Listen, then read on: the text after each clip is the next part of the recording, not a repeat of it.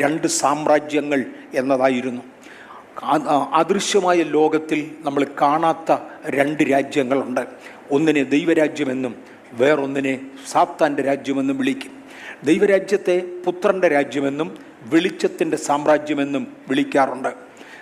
മറ്റേ രാജ്യത്തെ സാത്താൻ്റെ രാജ്യമെന്നും ഇരുളിൻ്റെ സാമ്രാജ്യമെന്നും വിളിക്കാറുണ്ട്. ഈ രണ്ട് സാമ്രാജ്യങ്ങളെ കുറിക്കുന്ന പഠനമാണ് നമ്മൾ എടുത്തുകൊണ്ടിരിക്കുന്നത്. കഴിഞ്ഞ ആഴ്ചത്തതിൻ്റെ റിവിഷൻ ചുരുങ്ങിയ വാചകങ്ങളിൽ ഒന്ന് തൊട്ടേക്കാം, ചുരുങ്ങിയ സ്ലൈഡുകളിൽ. ആദാമിൽ നിന്നും ആദ്യ മനുഷ്യനായ ആദാം ദൈവസന്തതിയായിരുന്നു, ദൈവത്തിങ്കിൽ നിന്നും വിചരിച്ചവനാണ്. പക്ഷേ ദൈവത്തിൽ നിന്നും സൃഷ്ടിക്കപ്പെട്ടവനാണ്. പക്ഷേ ലോകത്തിൻ്റെ അധിപതിയായ പിശാച് അവനെ എടുത്തു കളഞ്ഞു. ദൈവരാജ്യത്തെ പ്രതിനിധീകരിക്കുവാൻ ആദാം എന്ന ഒരുത്തനെ അന്നുള്ളായിരുന്നു, ഔവ എന്ന ഒരുത്തിയെ അന്നുള്ളായിരുന്നു. ഒരാദമും ഒരൗവയും ചേർന്ന ദൈവത്താൽ സൃഷ്ടിക്കപ്പെട്ട ഒന്നാമത്തെ കുടുംബം ദൈവത്തിൻ്റെ പ്രതിനിധികളായിരുന്നു. അവരെ രണ്ടുപേരെയും സാത്താൻ ആത്മയുദ്ധത്തിൽ തോൽപ്പിച്ചു. ദൈവം അവരെ ഏദൻ തോട്ടത്തിൽ നിന്ന് ഇറക്കി വിടേണ്ടതായി വന്നു. ഇന്ന് അവൻ ഭൂമിയെ അവകാശം പറയുകയാണ്. ലൂക്കോസിൻ്റെ സുവിശേഷം 4-ാം അധ്യായത്തിൻ്റെ 5-6 വാക്യങ്ങളിലേക്ക് പോകുമ്പോൾ കർത്താവായ യേശു ക്രിസ്തുവിൻ്റെ മുമ്പിൽ ലൂസിഫർ വന്ന് ഈ ഭൂമിയും അതിൻ്റെ നന്മകളും എൻ്റേതാണ്, അതെങ്കിൽ പരമേൽപ്പിച്ചിരിക്കുന്നു എന്ന് പറഞ്ഞ് ഭൂമിയെ വരെ ഇന്നവൻ ക്ലെയിം ചെയ്യുന്നതായി കാണാം. യോഹന്നാൻ്റെ സുവിശേഷം 5-ാമത്തെ അധ്യായത്തിൻ്റെ 19-ാമത്തെ വാക്യത്തിൽ ആദാം മുതൽ അനേക ആയിരങ്ങളെ തോൽപ്പിച്ചതിനാൽ, ദൈവിക പ്രതിനിധികളായി ദൈവം നിയമിച്ച അനേക ആയിരങ്ങളെ വ്യത്യസ്ത കാരണങ്ങളാൽ തോൽപ്പിച്ചതിനാൽ മുഴു ലോകവും ദുഷ്ടൻ്റെ അധീനതയിൽ കിടക്കുന്നു. ചെങ്കടലിങ്കൽ വെച്ച് ഒരുപാട് പേരെ അവൻ സ്വാധീനിച്ചു. മോശയ്ക്ക് വിരോധമായി ഒരു വിഭാഗം ജനത്തെ അവിടെ നിന്ന് എഴുന്നേൽപ്പിച്ചു. കോരഹ് മുതലായവരെ പല സാഹചര്യങ്ങളിലായി എഴുന്നേൽപ്പിച്ചു. ആഖാൻ മുതലായവരെ ഇനിയും ചില സാഹചര്യങ്ങളിൽ കൊണ്ടുവന്നു. എന്തിന്? ദൈവിക പ്രതിനിധികളെന്ന് പറഞ്ഞിരുന്ന പലരെയും പിടിച്ചൊതുക്കിക്കൊണ്ട് സാത്താൻ താൽക്കാലികമായി അധികാരമെടുത്തപ്പോൾ കേവലം അന്നത്തെ ഒരു അധികാരം മാത്രമല്ല, മുഴു ലോകവും അവൻ പിടിച്ചു എന്ന് മറക്കരുത്.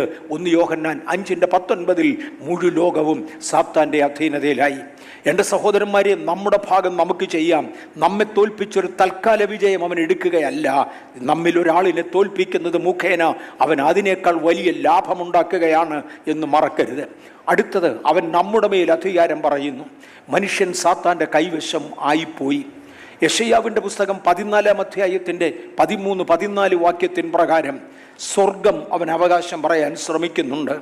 ഞാൻ സ്വർഗത്തിൽ കയറും, എൻ്റെ സിംഹാസനം അത്യുന്നതൻ്റെ നക്ഷത്രങ്ങൾക്ക് മീതെ വെക്കും, ഉത്തരദിക്കിൻ്റെ അതിർത്തിയിൽ സമാഗമ പർവ്വതത്തിന്മേൽ ഞാൻ ഇരുന്നരലും. ഇതാണ് അവൻ്റെ ഭാവി പ്രത്യാശ.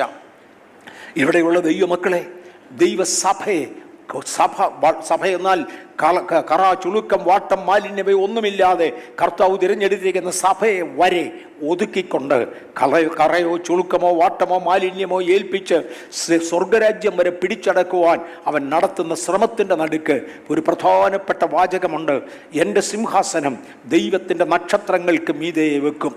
അതൊരു പ്രത്യേക പ്രസ്താവന. ഞാനിത് 3 പ്രസ്താവനകളായിട്ട് എടുക്കാം. 1, ഞാൻ സ്വർഗത്തിൽ കയറും. 2, എൻ്റെ സിംഹാസനം ദൈവത്തിൻ്റെ നക്ഷത്രങ്ങൾക്ക് മീതെ വെക്കും. നമ്മൾ ആഴത്തിൽ വേദപുസ്തകത്തിൻ്റെ യാഥാർത്ഥ്യങ്ങളിലേക്ക് ഇറങ്ങാമെങ്കിൽ ദൈവത്തിൻ്റെ നക്ഷത്രങ്ങൾ എന്നിന്ന് വിളിക്കുന്നത് ഇതിനകത്തിരിക്കുന്ന വിശുദ്ധന്മാരാ, അല്ലെങ്കിൽ നാമും ദൈവത്തിൻ്റെ നക്ഷത്രങ്ങൾ അത്രേ. നമ്മുടെ മീതെ അവൻ അധികാരം വയ്ക്കുമെന്നാണ് അവൻ പറഞ്ഞത്. ആകയാൽ പൈശാചികമായ യാതൊരു ഇൻഫ്ലുവൻസും കൊണ്ടുവരുന്ന യാതൊന്നും നമ്മുടെ മേൽ പാടില്ല എന്ന് നമ്മൾ ആക്രോശിക്കാറുണ്ട്, വിളിച്ചു പറയാറുണ്ട്, അല്ലെങ്കിൽ ആ തത്വം നമ്മൾ സൂക്ഷിക്കാറുണ്ട്. അത് തന്നെയാണ് ഇവിടുത്തെ ബൈബിൾ ക്ലാസ്സുകളിൽ, ഇവിടുത്തെ ക്ലാസ്സുകളിൽ ഞാനും എടുത്തു പറയാറുള്ളത്. ഉത്തരദിക്കിൻ്റെ അതിർത്തിയിൽ സമാഗമ പർവ്വതത്തിൽ മേൽ, അതായത് ദൈവത്തിൻ്റെ സിംഹാസനം പിടിച്ചെടുത്ത് ഞാൻ അവിടെയും പാർക്കുമെന്നാണ് അവൻ പറയുന്നത്. ഇല്ല പിശാചേ, ഒക്കത്തില്ല, അത് നിന്നെ കൊണ്ട് നടക്കത്തില്ല, അതിന് നിന്നേക്കാൾ ശക്തിയുള്ളവരുണ്ട്. എന്നാൽ ദൈവത്തിൻ്റെ നക്ഷത്രങ്ങൾക്ക് മീതെ നിന്റെ സിംഹാസനം വരാതെ എന്നാൽ കഴിയുന്നത് ഞാൻ ഇവിടെ ചെയ്യും. നീ സ്വർഗത്തിൽ കയറാതെ എന്നാൽ കഴിയുന്നത് ഞാൻ ഇവിടെ ചെയ്യുമെന്ന് പറയുന്ന ധീരയോദ്ധാക്കളായിട്ടാണ് ദൈവം എന്നെയും നിങ്ങളെയും ആക്കി വെച്ചത്. ഇന്ന് തുടർഭാഗങ്ങളിലേക്ക് പോകുകയാണ്. ഇവിടം വരെ കൊണ്ടാണ് നമ്മൾ കഴിഞ്ഞ ആഴ്ചത്തെ റിവിഷൻ ഞാൻ എടുത്ത് തീർത്തിയത്. നമ്മൾ ദൈവത്തിൻ്റെ രാജ്യത്തിൽ പെട്ടവരാണെങ്കിൽ, അല്ലെങ്കിൽ ദൈവരാജ്യം ഇവിടെ ഉണ്ടെങ്കിൽ, ദൈവമക്കൾ പ്രാർത്ഥിക്കുന്ന ഒരു പ്രാർത്ഥനാ വാചകമുണ്ട്: അങ്ങയുടെ രാജ്യം വരണമേ. ഇത് ദൈവരാജ്യമാണെങ്കിൽ ഒരു രാജ്യത്തിന് ചില പ്രത്യേകതകളുണ്ട്. ഒന്ന്, every kingdom have A king. നമ്മുടെ രാജ്യത്ത് ഇതൊരു കിങ്ഡം അല്ല, അതുകൊണ്ട് ഒരു ദൈവിക സാമ്രാജ്യമല്ല, ഒരു രാജഭരണമല്ല, ഒരു കിങ്ഡം ആണെങ്കിൽ ഇൻ എവറി കിങ്ഡം, ദൈവരാജ്യത്തെ കിങ്ഡം എന്നാണ് ചിത്രീകരിക്കുന്നത്. മറക്കരുത്, ഒരു ജനായത്ത ഭരണമല്ല ദൈവരാജ്യത്തിലുള്ളത്, തിയോക്രാറ്റിക്കലാണ്, ദൈവമായി ഭരിക്കുന്നതാണ്. It's a kingdom, the heavenly king. ഒരു കിങ്ഡം ഉണ്ടെങ്കിൽ there should be a king, ഒരു രാജാവ് ഉണ്ടായിരിക്കണം. ദൈവരാജ്യത്തിൽ ഒരു രാജാവുണ്ട്. അത് നമ്മുടെ കർത്താവായ യേശു ക്രിസ്തുവാണ്. യേശു തന്നെ തൻ്റെ സ്വന്തം വാഗൊണ്ട് പറഞ്ഞു, 2 യജമാനന്മാരെ സേവിപ്പാൻ ആരെ കൊണ്ടും കഴിയുകയില്ല. ദൈവമെന്ന യജമാനനെയാണ് സേവിക്കുന്നതെങ്കിൽ, യജമാനൻ എന്ന വാക്ക് അവിടെ ഉപയോഗിച്ചു, ആ രാജാവിനെയാണ് സേവിക്കുന്നതെങ്കിൽ ലോകമെന്ന രാജാവിനെ സേവിപ്പാൻ സാധ്യമല്ല. 2 യജമാനന്മാരെ സേവിപ്പാൻ ആർക്കും കഴിയുകയില്ല. 2, ഒരു കിങ്ഡം ആണെങ്കിൽ the kingdom have a law rather a constitution. ഒരു രാജ്യമാണെങ്കിൽ ആ രാജ്യത്ത് ഒരു ഭരണ സമ്പ്രദായം വേണം. ഒരു ജനായത്ത ഭരണത്തിൽ ജനങ്ങൾ ചേർന്നുണ്ടാക്കുന്ന ഒരു തത്വസംഹിത, ഒരു കോൺസ്റ്റിറ്റ്യൂഷൻ നമുക്കുണ്ടായിരിക്കും. ഒരു സാമ്രാജ്യമാണെങ്കിൽ ഒരു കിങ്ഡം ആണെങ്കിൽ രാജാവ് ഉണ്ടാക്കിയതായ ഒരു തത്വസംഹിത, ഒരു ഭരണ സമ്പ്രദായം ഉണ്ടായിരിക്കും, ഒരു ഭരണഘടനയുണ്ട്. ദൈവരാജ്യം ഒരു ജനായത്ത ഭരണമല്ല, ഒരു ഡെമോക്രസി അല്ല. ആകയാൽ ജനങ്ങൾ ഉണ്ടാക്കുന്ന പ്രമാണങ്ങൾ ദൈവത്തിന് ബാധകമല്ല. വ്യത്യസ്ത സഭകൾക്ക് അവരുടെ പ്രമാണങ്ങളുണ്ട്. ബഥേൽ ചർച്ചിന് നമ്മുടെ പ്രമാണമുണ്ട്. പക്ഷേ ഈ പ്രമാണം സ്വർഗത്തിൽ ബാധകമല്ല. കാര്യം സ്വർഗത്തിലെ ഭരണഘടന സഭയല്ല ഉണ്ടാക്കുന്നത്. പിതാക്കന്മാരുടെ ആശയങ്ങൾ ചേർത്ത്, പിതാക്കന്മാരുടെ പാരമ്പര്യങ്ങൾ അനുസരിച്ച് നമ്മൾ ഉണ്ടാക്കുന്ന ഭരണഘടനയിലെ ദൈവം അംഗീകരിക്കണമെന്ന് പറയുന്നവരുണ്ടെങ്കിലും സ്വർഗരാജ്യം എന്നത് ജനായത്ത ഭരണമല്ല, ഡെമോക്രസി അല്ല, അത് തിയോക്രസി ആകയാൽ ഇതിൻ്റെ ഭരണഘടന സ്വർഗത്തിൽ നിർമ്മിക്കപ്പെട്ടതാണ്. നമ്മുടെ ഹൃദയങ്ങളിലേക്ക് പരിശുദ്ധാത്മാവ് പകർന്നു തരുവാനും എഴുതപ്പെട്ട ദൈവത്തിൻ്റെ വചനത്തെ പരിശുദ്ധാത്മാവിൽ വ്യാഖ്യാനിച്ചു കൊടുക്കുവാൻ ദൈവം സഭയിൽ അപ്പോസ്തലന്മാരെയും പ്രവാചകന്മാരെയും അത് കഴിഞ്ഞാൽ ഇടയന്മാരെയും അധ്യാപകന്മാരെയും നിയമിച്ചിട്ടുള്ളതിനാൽ ദൈവത്തിൻ്റെ പരിശുദ്ധാത്മാവിനാൽ നയിക്കപ്പെടുന്ന അഭിഷക്തരായ കർത്തൃദാസന്മാർ ദൈവവചനം നമുക്ക് പഠിപ്പിച്ചു തരും. അതാണ് സ്വർഗത്തിൻ്റെ ഭരണഘടന. നമ്മളത് അനുസരിച്ചേ മതിയാകൂ. 2 രാജ്യങ്ങൾ എന്നതിൻ്റെ അർത്ഥവ്യാപ്തിയിലേക്ക് ഞാൻ പോയിക്കൊണ്ടിരിക്കുകയാണ്. 3, if there is a kingdom, the kingdom have officers. ഞാൻ വിശദീകരണ ഭയത്താൽ കൂടുതൽ ഇങ്ങോട്ട് എഴുതിയിട്ടില്ല, തർജ്ജമകൾ കൊടുത്തിട്ടില്ല.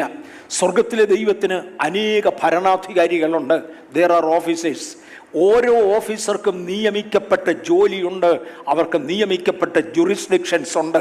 ഇന്ന് പകൽ എന്നെ കേൾക്കുന്ന ക്രിസ്തീയ നേതാക്കന്മാരെ, അവരുടെ കുടുംബങ്ങളെ, സഹോദരന്മാരെ, സഹോദരിമാരെ, ഞാനും നിങ്ങളും ദൈവിക രാജ്യത്തിലെ ഓഫീസേഴ്സാണ്. there are ambassadors. അവർക്ക് അവരുടേതായ ജോലിയുണ്ട്.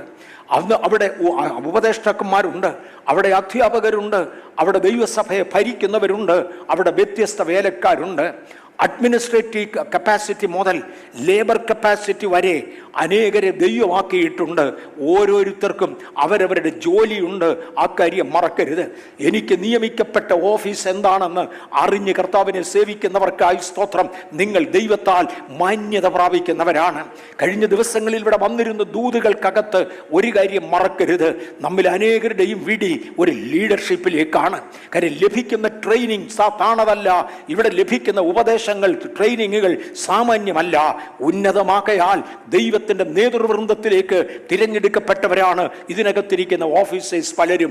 If we are in the kingdom of God, നമ്മൾ ദൈവത്തിന്റെ രാജ്യത്തിലാണെങ്കിൽ we may be the officers of God and we have our responsibility, we have our own jurisdictions. അവരവർക്ക് ദൈവം തന്നിരിക്കുന്ന ഏരിയകളിൽ ഭരണം നടത്തുവാൻ ദൈവകരങ്ങളിലേക്ക് ഏൽപ്പിക്കപ്പെടാം. അവനവന്റെ ചാനലുകളിൽ നേരെ ഓടുന്ന ഒരു ആത്മയുദ്ധത്തിന്റെ നേതൃവൃന്ദത്തെ തിരുവചനം നമ്മെ പഠിപ്പിക്കുന്നുണ്ട്. അങ്ങോട്ടും ഇങ്ങോട്ടും ചാനൽ മാറാതെ അവനവന്റെ ചാനലുകളിൽ അവനവന്റെ ഓട്ടക്കളത്തിൽ ഓടുവാൻ ഇന്ന് പകൽ കർത്താവ് ഒരു പ്രാവശ്യം കൂടെ നമ്മെ ശക്തീകരിച്ച് അയക്കട്ടെ. ദൈവത്തിന്റെ വൻകൃപ നമ്മുടെ മേൽ ഉണ്ടായിരിക്കട്ടെ.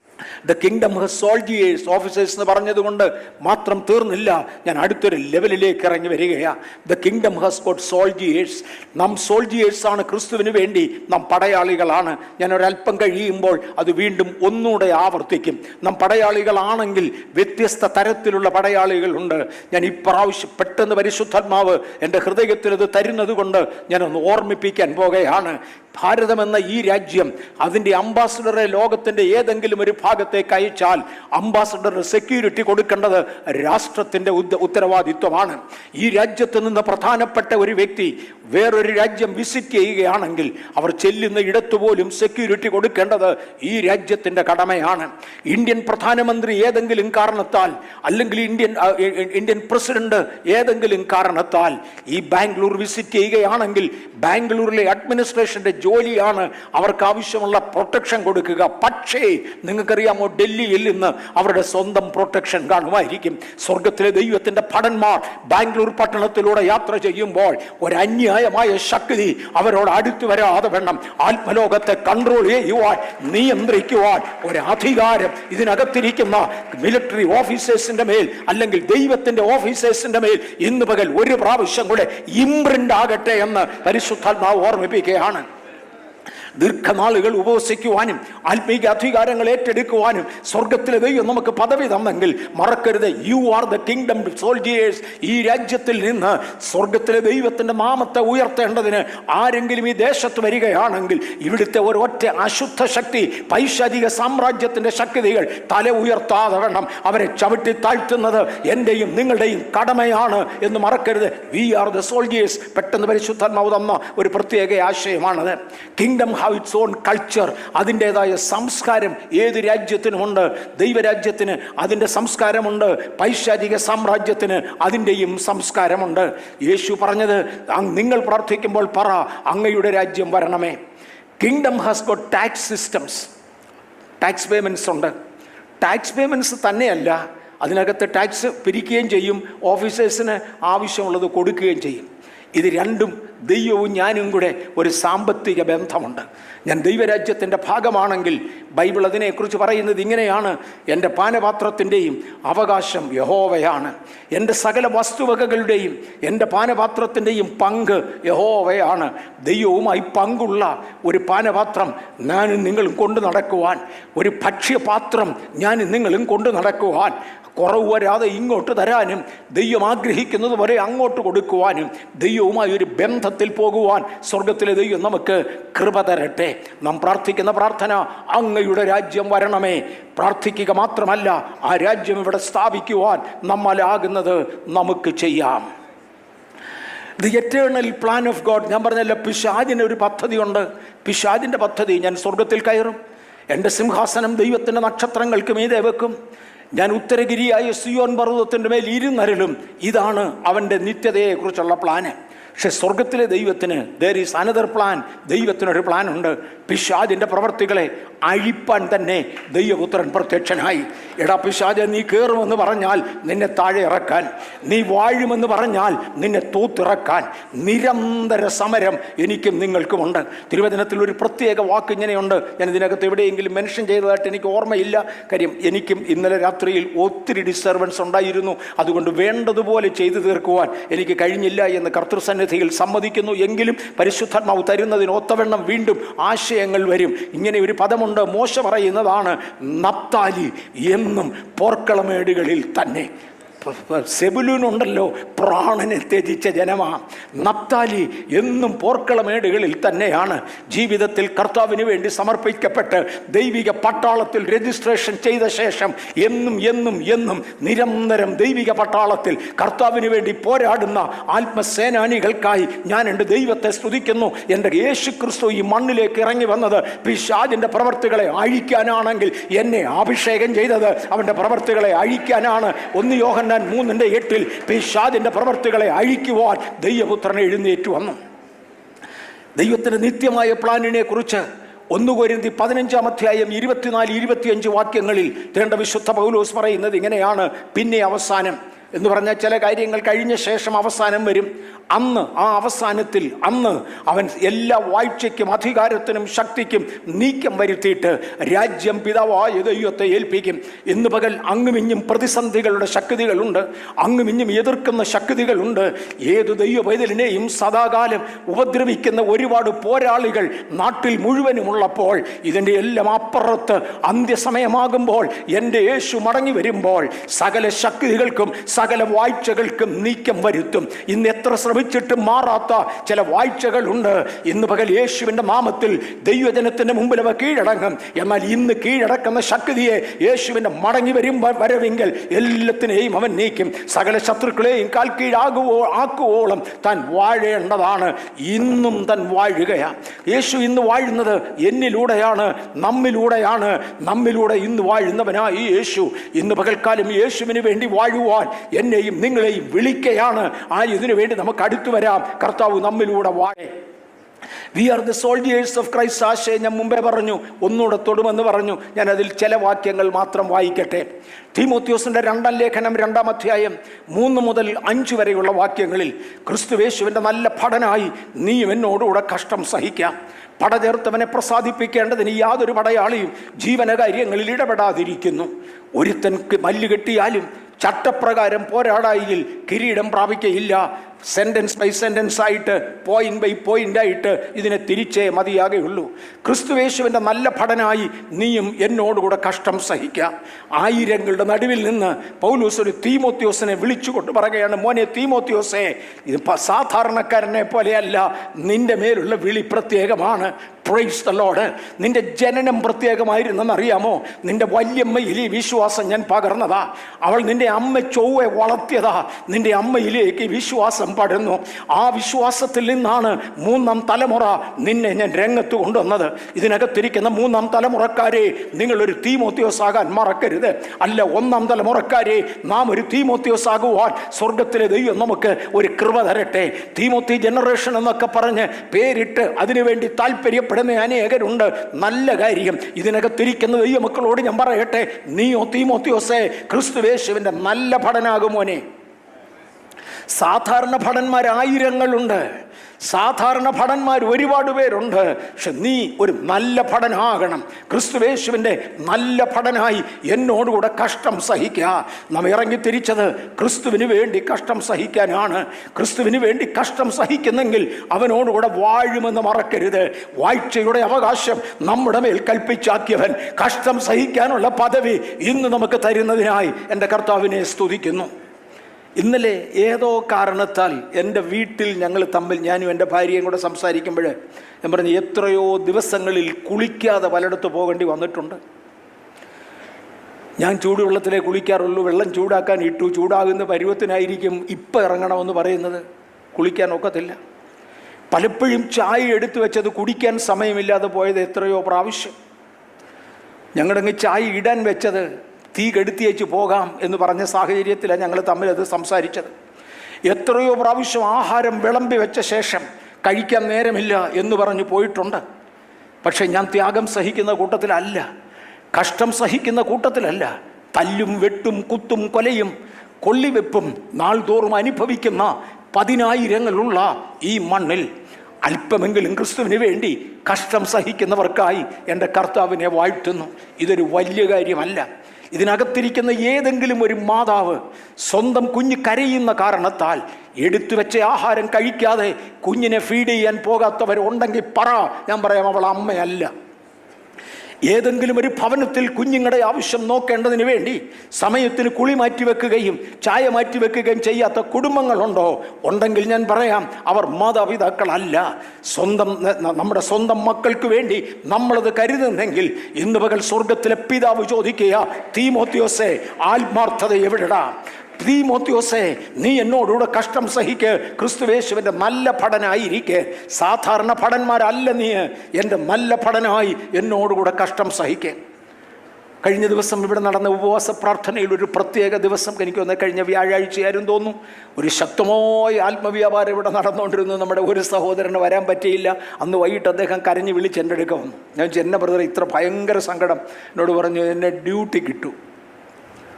എനിക്ക് ഭയങ്കര സങ്കടമായിപ്പോയി. ഇന്ന് പ്രാപിക്കേണ്ടതായിരുന്നു, ഞാൻ അവധി എടുത്തതാണ്. പക്ഷെ ഫൈനൽ മൂമെൻറ്റിൽ എന്നെ ഡ്യൂട്ടി കിട്ടി. ഞാൻ പറഞ്ഞു, ഇത്രയേ ഉള്ളൂ. ഞാൻ ഇന്ത്യൻ എയർഫോഴ്സിൽ ജോലി ചെയ്തിരുന്ന ഒരു സമയത്ത് ഇതുപോലെ സഭ ചില ദിവസങ്ങൾ ഉപവസിച്ച ശേഷം അതിൻ്റെ ഫൈനൽ ഡേയ്ക്ക് എല്ലാവരും കൂടെ ഒരുമിച്ച് കർത്തൃമേശ ആചരിക്കണമെന്നും പറഞ്ഞിരുന്നപ്പോൾ അന്ന് ഞാൻ ഒറ്റയാളേ ഉള്ളൂ പാസ്റ്റർ. ഇയാൾ വന്നില്ല, കർത്തൃമേശയുമില്ല. ആ സാഹചര്യത്തിൽ എന്നെ ഡ്യൂട്ടി കിട്ടപ്പോൾ ഞാൻ റോഡിൽ നിന്ന് ഉറക്കെ കരഞ്ഞത്, കുടുംബാംഗങ്ങൾ കാണാതിരിക്കാൻ വീട്ടിൽ വെച്ച് കരയാതെ റോഡിൽ ഇറങ്ങി വന്ന് ഉറക്കെ കരഞ്ഞത് എനിക്ക് ഓർമ്മയുണ്ട്. അതുകൊണ്ടാണ് പിന്നീട് പട്ടാളത്തിൽ എക്സ്റ്റൻഷൻ കൊടുക്കാതെ കൃപയാൽ കർത്താവ് എന്നെ പുറത്തെടുത്തത്. ഞാൻ പറഞ്ഞ, മോനെ, ഇതുപോലെയുള്ള പല ദുഃഖങ്ങൾ ഞാനും നിങ്ങളും അനുഭവിച്ചേ മതിയാകൂ. സമയത്തിവിടെ എത്താൻ ഒക്കാതെ ട്രാഫിക്കിൽ കിടന്ന് കരഞ്ഞവരില്ലേ? സമയത്തിവിടെ എത്താൻ കഴിയാതെ ജീവിതത്തിൽ ബുദ്ധിമുട്ടിയവരില്ലേ?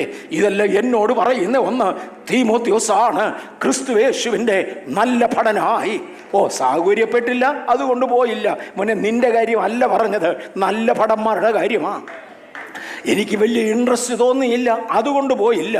നിന്റെ കാര്യമല്ല പറഞ്ഞത്, തീമോത്തിയോസുകാരുടെ കാര്യമാണ് പറഞ്ഞത്. തീമോത്തിയോസേ, നീ എന്നോടുകൂടെ കഷ്ടം സഹിക്ക്. പടചെറുക്കതിനെ പ്രസാദിപ്പിക്കേണ്ടതിന് യാതൊരു പടയാളിയും ജീവന കാര്യങ്ങളിൽ ഇടപെടാതിരിക്കുന്നു. നീ വേണ്ടാത്തതിന് അധികം ചാടരുത്, ആവശ്യത്തിലധികം ഒന്നും എടുത്തു വെക്കരുത്, നിനക്ക് കഴിയാത്തതെല്ലാം കൂടെ വഹിക്കാൻ നോക്കരുത്. നീ ഒരു നല്ല പടയാളിയായി ഇറങ്ങി വാ. ഒടുവിൽ 5-ാമത്തെ വാക്യത്തിൽ, ഒരുത്തൻ മല്ല് കെട്ടിയാലും ചട്ടപ്രകാരം പോരാടായെങ്കിൽ കിരീടം പ്രാപിക്കയില്ല. ഇന്ന് പകൽക്കാലം പോരാടിയത് വേറെ കാര്യം, ചട്ടപ്രകാരം പോരാടുന്നവർക്കായി എൻ്റെ ദൈവത്തെ നന്ദിയോടെ സ്തുതിക്കുകയാണ്. കർത്താവിന് വേണ്ടി യുദ്ധം ചെയ്യുന്നവർക്കായി സ്തോത്രം. പക്ഷേ കമാൻഡ് അനുസരിച്ച് പോകുവാൻ, നിയമപ്രകാരം പോകുവാൻ, ചട്ടപ്രകാരം പോരാടുവാൻ കൃപ ലഭിച്ചവർക്കായി എൻ്റെ ദൈവത്തെ സ്തുതിക്കുകയാണ്. ദൈവത്തിൻ്റെ ഓർഡർ എനിക്കുണ്ടായിരുന്നതിനാൽ മറ്റെല്ലാം മാറ്റിവെച്ചേച്ച് ഞാൻ കർത്താവിന് വേണ്ടി ചട്ടപ്രകാരം പോരാടുകയാ. ഈ രാജ്യത്ത് എനിക്ക് ലഭിക്കാൻ ഒരു കിരീടമുണ്ട്, അത് ഞാൻ ഏറ്റെടുക്കും. റോമാലേഖനം 13:12 രാത്രി കഴിവാറായി, പകലെടുത്തിരിക്കുന്നു. അതുകൊണ്ട് നാം ഇനി ഇരുട്ടിൻ്റെ പ്രവർത്തികളെ വിട്ടുകളഞ്ഞ് വെളിച്ചത്തിൻ്റെ ആയുധവർഗം ധരിക്കുക. ഇരുട്ടിൻ്റെ പ്രവർത്തികളുമായി, ഇരുട്ടിൻ്റെ ആയുധവർഗവുമായി ഈ സാമ്രാജ്യത്തിൽ പോരാടാൻ പറ്റത്തില്ല. അത് ചട്ടത്തിന് ചേരുന്നതല്ല. ചട്ടപ്രകാരം പോരാടുന്നവൻ ഇരുട്ടിൻ്റെ പ്രവർത്തികളെ വെച്ച് കളഞ്ഞ് വെളിച്ചത്തിൻ്റെ ആയുധം ധരിച്ച് ഇറങ്ങി നിൽക്കുന്ന ഒരു കൂട്ടം പടയാളികളായി ഇന്ന് പകൽ ഇതിനകത്തുനിന്ന് ഇറങ്ങുവാൻ കഴിഞ്ഞ 40 ദിവസങ്ങൾ നമ്മെ ശക്തീകരിച്ച ദൈവം ഇന്ന് ഒരു പ്രാവശ്യം കൂടെ ശക്തീകരിക്കട്ടെ. കർത്താവിന് സ്തോത്രം. We are the soldiers of Jesus Christ. ഈ സോൾജേഴ്സിന്റെ ആരംഭം എവിടെയാണെന്നറിയാമോ? റിക്രൂട്ട്മെന്റ്. ഇടുക്കുവാതിലൂടെ അകത്ത് കിടക്കണം. ഇടുക്കുവാതിൽ ലോകത്തിലെ സാധാരണക്കാരന് വിശാലമായ വഴിയിൽ നടക്കാം. നമുക്കത് സാധ്യമല്ല. നാം സത്യത്തിൻ്റെ ഇടുക്ക് വഴിയിലാണ്. നാം കോമൺ പൂളിലുള്ളവരല്ല, കോമൺ ഗ്രൂപ്പിലുള്ളവരല്ല, വേർതിരിക്കപ്പെട്ട സ്പെഷ്യൽ ഗ്രൂപ്പിലുള്ളവരാണ്. We are the history makers of God. ദൈവത്തിന് അവിടെ എവിടെയും ഹിസ്റ്ററി ഉണ്ടാക്കേണ്ടിയപ്പോൾ ദൈവം ചിലരെ തിരഞ്ഞെടുത്തിട്ടുണ്ട്. മിസ്രയീമിൽ നിന്ന് ജനത്തെ വിടുവിച്ച് ചരിത്രമുണ്ടാക്കുവാൻ ഒരൊറ്റപ്പെട്ട മോശെ തിരഞ്ഞെടുത്തു. തൻ്റെ ജീവിതം പ്രത്യേകമായിരുന്നു. ജനത്തെ ഇരുട്ടിൽ നിന്ന് വെളിച്ചത്തിലേക്ക് നയിക്കുവാൻ ഒരു പൗലോസിനെ തിരഞ്ഞെടുത്തു. തൻ്റെ ജീവിതം പ്രത്യേകമായിരുന്നു. മനുഷ്യനെ ക്രിസ്തുവിലേക്ക് നയിക്കുവാൻ ഒരു 12 അപ്പോസ്തലന്മാരെ തിരഞ്ഞെടുത്തു. അതിൽ 11 പേർ നിലനിന്നു. അവരുടെ ജീവിതം വേറെയായിരുന്നു. ഇരുട്ടിൽ നിന്ന് വെളിച്ചത്തിലേക്ക്, ഇരുളിൻ്റെ സാമ്രാജ്യത്തിൽ നിന്ന് വെളിച്ചത്തിൻ്റെ സാമ്രാജ്യത്തിലേക്ക് ജനത്തെ വേർതിരിക്കേണ്ടതിന് തിരഞ്ഞെടുക്കപ്പെട്ട എൻ്റെ സഹോദരന്മാരെ, എൻ്റെ സഹോദരിമാരെ, നിങ്ങൾ ഏത് ഓഡിറ്റോറിയത്തിൽ ഇരുന്നാലും, ഏത് സ്ഥലത്തിരുന്നാലും ഇന്ന് പകൽ പരിശുദ്ധാത്മാവ് പേഴ്സണലി നിങ്ങളോട് ഇടപെടുകയാണ്. ഇടുക്കുവാതിലൂടെ അകത്ത് കടക്ക്. സത്യത്തിനകത്ത് നിൽപ്പാനേ നമുക്ക് കഴിയുകയുള്ളൂ. ആളുകൾ ഇടയ്ക്കിടയ്ക്ക് പറയാറുണ്ടായിരുന്നു, ഈ പെന്തിക്കോസുകാരെന്ന് പറയുന്നത് തീരെ നാരോ മൈൻഡഡാ, ഇവന്മാർക്ക് യാതൊരു വിശാലതയുമില്ല. ലോകമെല്ലാം ഒരുപോലെ നടക്കുമ്പോൾ നമ്മൾ അവർക്ക് കമ്പനി കൊടുക്കേണ്ടതല്ലേ? ഇത്ര നാരോ മൈൻഡഡ് ആകാമോ? പാസ്റ്റർ വി എ തോമസ് പറഞ്ഞിരുന്ന മറുപടി എനിക്ക് ഓർമ്മയുണ്ട്. വലിയ മൈതാനങ്ങൾ പോലെ വിശാലമാനസരായവരെ, നിങ്ങൾക്ക് മൈതാനം പോലെ വിശാലമായ നരകമുണ്ട്. പക്ഷെ ഞങ്ങൾ സത്യത്തിൻ്റെ പരിധികൾക്കകത്ത് ഒതുങ്ങി നിൽക്കുന്ന നാരോ മൈൻഡഡാണ്. സത്യമാണ് ഞങ്ങളുടെ ബൗണ്ടറി. അതിന്റെ വെളിയിലോട്ട് പോകാറില്ല. ഇടുക്കുവാതിലൂടെ പോയവരൊക്കെ ചരിത്രമുണ്ടാക്കിയേ മടങ്ങി വന്നിട്ടുള്ളൂ. ബേഥേൽ ഒരു ചരിത്രമുണ്ടാക്കി. നാം ചരിത്രത്തിൽ തുടരും. എനിക്ക് തോന്നുന്നേ the largest Malayalam Pentecostal church around the globe എന്ന് നമുക്കൊരു പേര് കിട്ടിയത് ഏതാണ്ട് 1990 കൂടെ, ആ 90കളിൽ, ഞാൻ കറക്റ്റ് വർഷം ഓർക്കുന്നില്ല. Largest Malayalam speaking Pentecostal church around the globe. അന്ന് ഞാൻ ആ സഹോദരന്മാരോട്, സഭയോട് പറഞ്ഞത് എനിക്ക് ഓർമ്മയുണ്ട്. അന്ന് എന്നാ ഉണ്ടാകും, 1500, 2000 അത്രേ ഉള്ളൂ. അന്ന് സഹോദരന്മാരോട് പറഞ്ഞത് എനിക്ക് ഓർമ്മയുണ്ട്. To become number 1 is all right, but to remain number 1 is tedious. ഒരിക്കൽ നമ്പർ 1 എന്ന് പറയുന്നത് എളുപ്പമാണ്, പക്ഷെ അവിടെ പിടിച്ചു നിൽക്കുന്നത് എളുപ്പമല്ല. കാര്യം 1000 പോരാട്ടങ്ങൾ കാണും. 1, ശത്രു എഴുന്നേറ്റ് പോരാടും. 2, കൂട്ടു സഹോദരന്മാർ, അത് that is the healthy practice, വിനേക്കാൾ വളരണം എന്നൊരു താല്പര്യം കാണും. ഇതിൻ്റെ നടുവിൽ വലുതായി നിൽക്കണമെങ്കിൽ ഇറ്റ്സ് എ ടാസ്ക്. അതിനുവേണ്ടി അധ്വാനിക്കുവാൻ എൻ്റെ അറിവിൽ ഇന്നുവരെ രണ്ടാമതൊരു ചർച്ച അത് ക്ലെയിം ചെയ്യുന്നതാണ് ഞാൻ കേട്ടില്ല.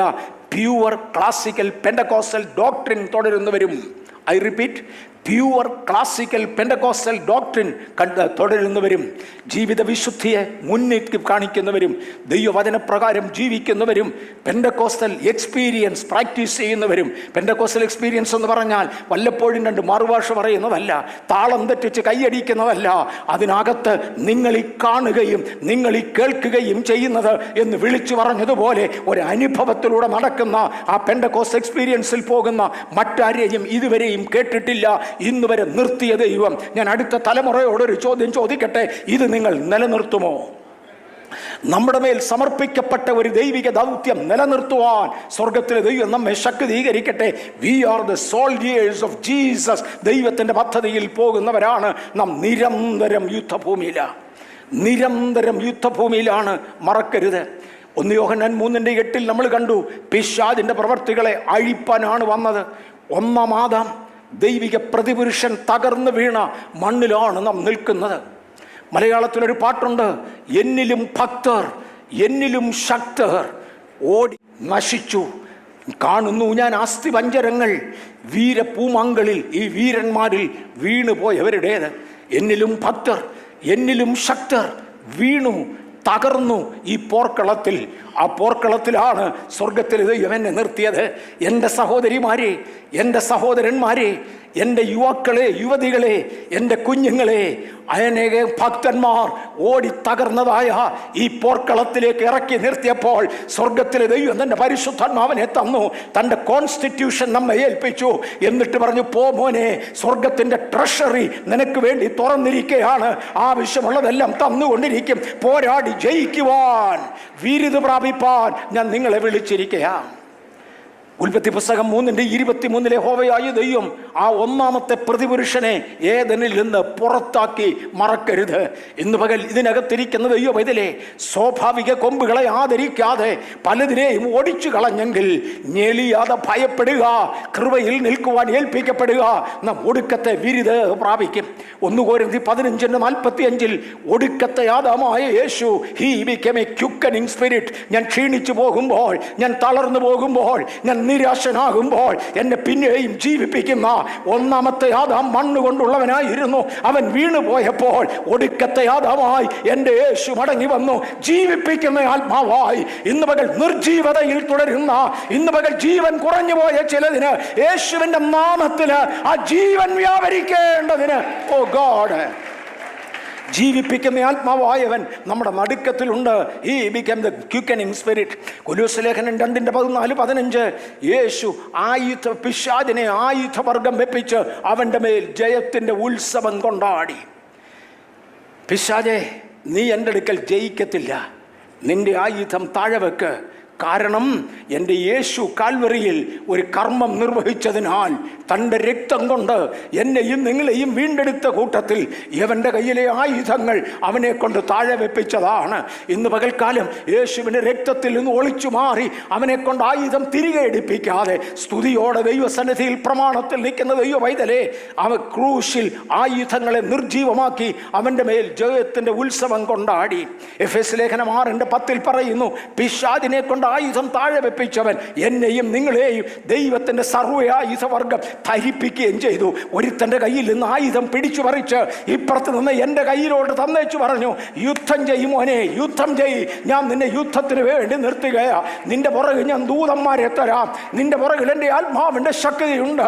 നിന്നെ ഒന്ന് ബലപ്പെടുത്തുവാൻ, നിന്നെ ഒന്ന് ശക്തീകരിക്കുവാൻ, അതെ എന്നെ ഒന്ന് ശക്തീകരിക്കുവാൻ, നമ്മെ ഒന്ന് ശക്തീകരിക്കുവാൻ ഇന്ന് പകൽ ദൈവത്തിൻ്റെ ബലം ഇതിന്റെ നടുവിൽ ഉള്ളതുകൊണ്ട് ഞാൻ കർത്താവിനെ സ്തുതിക്കുന്നു. ഗലാത്യലേഖനം 3:14 അബ്രഹാമിൻ്റെ അനുഗ്രഹം നമുക്ക് തരുവാൻ സ്വർഗത്തിലെ ദൈവം നമ്മിൽ പ്രസാദിച്ചു. അനുഗ്രഹം എന്ന് പറയുമ്പോൾ വ്യവസ്ഥയുടെ കാര്യം മറക്കരുതേ.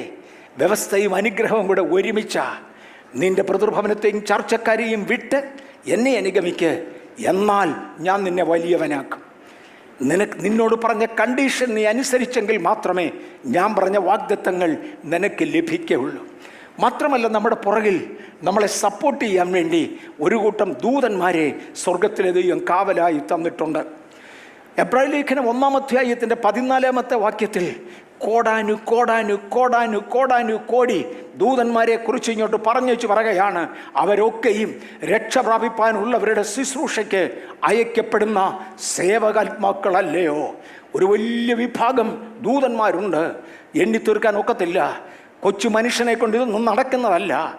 ഈ വലിയ അന്തരീക്ഷത്തിൽ കോടാനു കോടാനു കോടാനു കോടി നക്ഷത്രങ്ങളിൽ പാർത്തു വരുന്ന എത്രയോ കോടിക്കണക്കിന് വിശുദ്ധ ദൂതന്മാരുണ്ടല്ലോ. ഇവർ നമ്മുടെ സേവകാത്മാക്കളാ. ഇന്ന് ഇതിനകത്തിരിക്കുന്ന ദൈവവൈതലേ, നിങ്ങളെ സേവ ചെയ്യേണ്ടതിനും ശുശ്രൂഷിക്കേണ്ടതിനും എത്രയോ പേരുണ്ടെന്നറിയാമോ? പലയിടങ്ങളിൽ നിന്നും ക്ഷണിക്കപ്പെട്ട ശുശ്രൂഷകന്മാർ ഇവിടെ വന്ന ശേഷം മടങ്ങിപ്പോകുന്നവർ ചിലരെന്നോട് പറഞ്ഞിട്ടുണ്ട്, പാസ്റ്ററെ നിങ്ങളുടെ കോമ്പൗണ്ടിൽ വന്നു കയറിയാൽ സഹായിക്കാനും ശുശ്രൂഷ ചെയ്യാനും എത്ര പേരാണെന്നറിയാമോ? ഇത് സ്വർഗത്തിൻ്റെ ഒരു പ്രതിഫലനം മാത്രമാ. ഇന്ന് പകൽ വിളിക്കപ്പെട്ട ദൈവവൈതലേ, നിങ്ങൾ നിരാശരാകയില്ല. നിങ്ങൾ എവിടെയെങ്കിലും ചെന്നാൽ അവലംബമില്ലാത്തവരാകയില്ല. നിങ്ങളെ നോക്കുവാൻ സ്വർഗത്തിലെ ദൂതന്മാർ പന്തിയായി നിൽക്കുകയാണ്. ഒരവസരത്തിന് വേണ്ടി അവർ കാത്തു നിൽക്കുകയാണ്. എന്നെയും നിങ്ങളെയും സേവ ചെയ്യുന്ന സേവകാത്മാക്കൾ. ഇതിനകത്ത് കേവലം സേവകാത്മാക്കൾ എന്ന് പറഞ്ഞതുകൊണ്ട് ഞാൻ ചോദിക്കുന്നതെല്ലാം കൊണ്ടുത്തരുന്ന വേലക്കാരെന്ന് തെറ്റിദ്ധരിക്കരുത്. നോ, അവർക്ക് ഉത്തരവാദിത്വങ്ങളും കൂടെ ഉള്ളവരാണ്. വഴിതിരിക്കുന്ന ഒരു ദൂതനുണ്ട്. ഉൽപ്പത്തി പുസ്തകം 16:7 ഒരു ദിവസം അബ്രഹാമിൻ്റെ ഭാര്യയായിരുന്ന സേറയുടെ ദാസിയായ ഹാഗാർ വീട് വിട്ട് ഇറങ്ങിപ്പോകയാ. ഞാൻ ആ ഭാഗം വിശദീകരിക്കാനൊന്നും പറ്റത്തില്ല. ഒരു ദിവസം ഹാഗാർ വീട് വിട്ട് ഇറങ്ങിപ്പോകയാ. അവൾ അബ്രഹാമിൻ്റെ ഒരു കുഞ്ഞിനെ അവിടെ ഉദരത്തിൽ വഹിക്കുന്നുണ്ട്. പക്ഷേ സാറയുമായി ഇതിനോടകം പ്രശ്നമായതുകൊണ്ട് അബ്രഹാമിൻ്റെ അനുമതിയോടെ ദൈവത്തിൻ്റെ ആജ്ഞയാൽ ഹാഗറിനെ വീട്ടിൽ നിന്ന് പുറത്താക്കി. അബ്രഹാം ഒരു കാര്യം ചെയ്തു, ഒരു തുരുത്തി വെള്ളമെടുത്ത് അവൾക്ക് കൊടുത്തു. അവളെ വീട്ടിൽ നിന്ന് ഇറക്കി വിട്ടു. അവൾ യാത്ര ചെയ്ത് പോകുകയാണ്. അവളുടെ അകത്തൊരു ധാരണയുണ്ട്, അബ്രഹാമിന് സാറയിൽ മക്കളില്ല. മക്കളെ തേടി കാണണമെന്ന് അബ്രഹാമിന് തോന്നുമ്പോൾ എൻ്റെ പുറകെ അവൻ വന്നിരിക്കും. ഈ സാറയുണ്ടല്ലോ, കുഞ്ഞുങ്ങളില്ലാത്ത കാരണത്താൽ എൻ്റെ മടിയിൽ ഒരു കുഞ്ഞ് വളരട്ടെ എന്ന് പറഞ്ഞുകൊണ്ട് ഒരു കുഞ്ഞിന് വേണ്ടി എന്നെ അനുവദിച്ചതാണ് അബ്രഹാമിനോടൊപ്പം. അതുകൊണ്ട് അവൾ ഇവിടെ വന്നേ തീരൂ. ഇവളൊന്നും വിളിച്ചാൽ ഞാൻ പോകത്തില്ല, ഞാൻ ഒറ്റയ്ക്ക് ജീവിച്ചു കളയുമെന്ന് പറഞ്ഞുകൊണ്ട് അഹങ്കാരത്തിൽ ഇറങ്ങി പോകുന്ന ഒരു പോക്കിനാണ്. വഴിയരികെ ഒരു ദൂതൻ ഇറങ്ങി വരികയാ. യഹോവയുടെ ദൂതൻ, ഒരു സേവകാത്മാവ്. സേറയ്ക്ക് വേണ്ടി ഹാഗാറിന് വേണ്ടി നിയമിക്കപ്പെട്ട ഒരു സേവകൻ ഇറങ്ങി വന്നേച്ച് ഹാഗാറിനോട് ഒരു ചോദ്യം ചോദിച്ചു.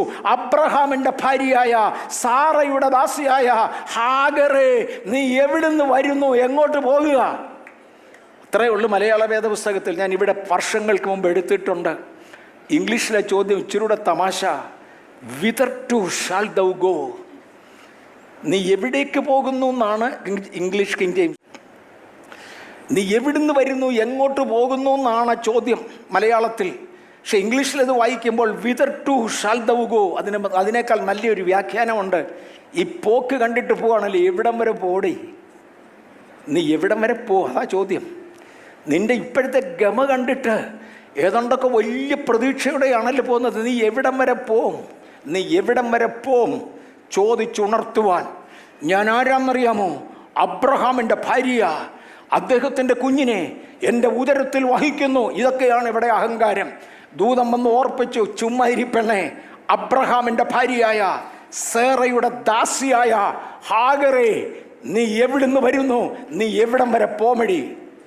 അവൾ ആകപ്പാടെ പകച്ചു നിന്നു. ഞാൻ ഭാര്യയാണെന്ന് പറഞ്ഞാലും എന്നെ അറിയാവുന്ന ഒരു ദൂതനുണ്ട്, എൻ്റെ കാര്യങ്ങൾ ഗ്രഹിക്കുന്ന ഒരുവനുണ്ട്, എൻ്റെ ഭാവിയെ നന്നായി അവൻ അറിയുന്നവനാണ്. അതുകൊണ്ടല്ലേ ഈ വല്ലാത്ത ചോദ്യം ചോദിച്ചത്, എവിടം വരെ പോമടി എന്ന്. അവൾ പറഞ്ഞു, ഒളിച്ചോടി പോകയാ. ദൂതൻ പറഞ്ഞു, എനിക്ക് വിശദീകരണം കേൾക്കണ്ട, മടങ്ങിപ്പോകാ, അടങ്ങിപ്പാർക്ക. വഴിതിരിക്കുന്ന സേവകാത്മാക്കൾക്കായി എൻ്റെ ദൈവത്തെ സ്തുതിക്കുകയാണ്.